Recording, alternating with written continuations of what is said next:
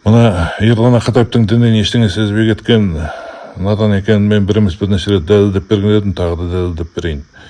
Барзақ деген әлем жоқ. Барзақ деген ол перде деген сөз. Орысша айтқанда шторка, преграда. Адам өлгеннен кейін басқа әлемге ауысады.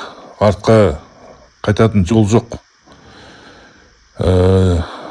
Адамның сүйегі жатқан жерге Аллахқа періште көтеріп барады да, жанын қайтадан сол жерге апарып түсіреді. Сосын екі періште келеді де, сосын оны ұйықта деп ұйықтатады. Бұл бір емес бірнеше хадисте келеді. Сол сияқты мына Құранның Ясин сүресінің 52-ші аятында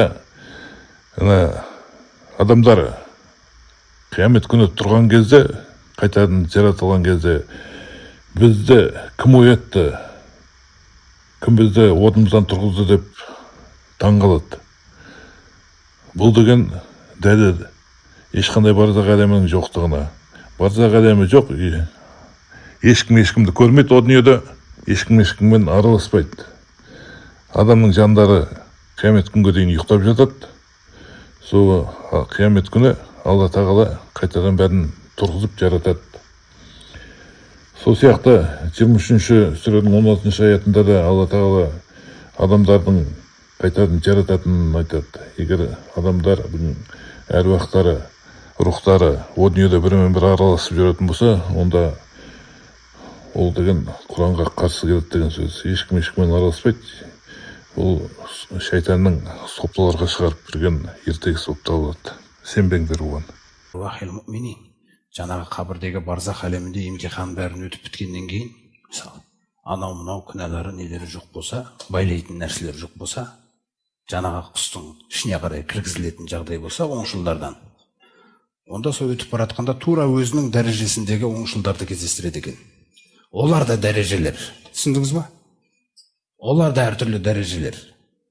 Өзі сияқты дәрежедегілер жиналады.